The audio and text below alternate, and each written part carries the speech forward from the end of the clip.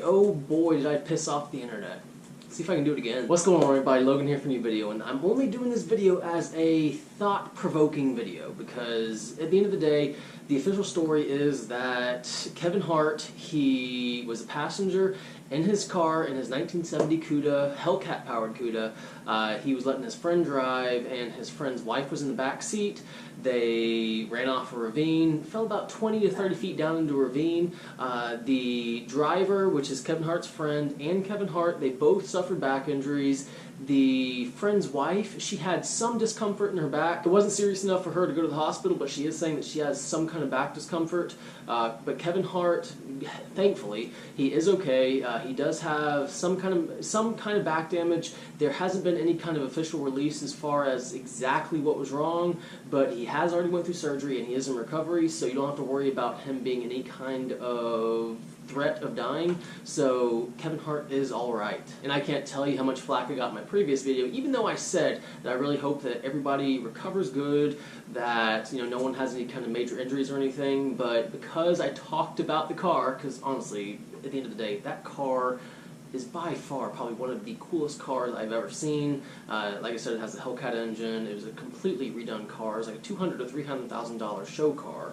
But because I even talked about it, people were assuming that I cared more about the car than Kevin Hart. And even now there is a road to recovery because that car went straight off that ravine, 20 feet down to the ditch. And I mean, it had to have been a crazy hard impact for two people to go to the hospital with back damage. And honestly, the build quality of that car is the only reason that that car didn't explode, didn't catch fire, didn't do any more damage, because there were reinforced parts, there was carbon fiber everywhere. But moving past that, I know that I'm about to get a ton of hate for even suggesting that we aren't being told the true story, but I just want you all to look at the actual facts as far as everything, how it happened with the wreck. And I want you all to make y'all's own conclusion, what really happened. So let's get down to the nitty-gritty, what actually happened. Kevin, he allowed his buddy to drive his car that cost at least $200,000. It has at least 700 horsepower, has the Hellcat engine in it, no traction control, no stability control, and he let him drive it. Me personally, I only have a 400 rear-wheel horsepower car. I am very hesitant to let anybody drive my car, and actually in the last 5 years I've owned my car, I think maybe two other people drive my car, just because, I know that 400 horsepower isn't a lot, but it can get away from you pretty quick if you don't know what you're doing. But he let his friend drive his car that he hasn't even had for 2 months, and he eventually ran off the side of the road, significant back injuries, and the wreck was so severe that it actually trapped his friend and his friend's wife. Kevin was actually miraculously able to get out of the car, and then he actually left the scene of the crash, went to his house, and then decided that his injuries were significant enough that he actually had to go to the hospital. That right there is the point where I kind of started to think, what's up with this? Why would you leave the scene of the crash? Why would you leave your friend and his wife that is stuck in your car, that the first responders had to actually cut open the roof to free them?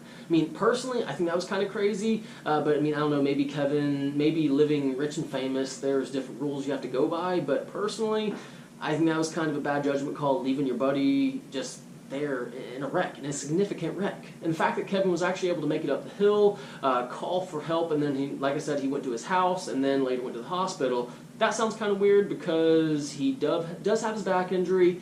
To me, that's iffy. And actually, it's not just me who thinks it's iffy. There were at least 100 comments saying, something similar, that, we're not being told the true story. And there were even some people saying that the Illuminati killed Kevin Hart, and that the reason that he went back to his house is so they could make the clone, so that, we now have the clone that's going to be coming out of the hospital. There are a ton of different conspiracy theories out there now, but still, at the end of the day, I do think it's kind of weird that he crashed and left the scene. And like I said at the beginning of the video, I am believing the official story that Kevin wasn't driving, that his friend was driving, ran off the road, and that, Kevin, for some reason, decided to go back to his house and then went to the hospital.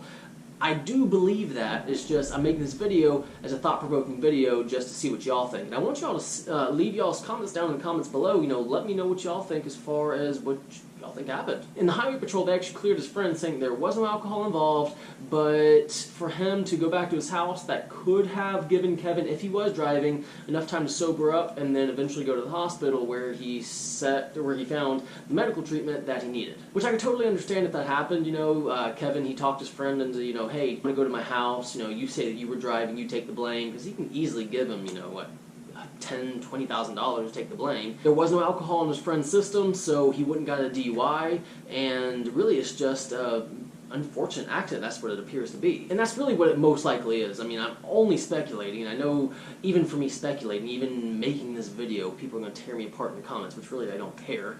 You're giving me more views and interacting with my YouTube, so thank you. But let me know what y'all think would happen in the comments below. Did Kevin, was he drunk driving? Was he the person driving the car? Or was his friend really the person driving and he just had to go to his house and then go to the hospital, you know, leaving the scene of a crash?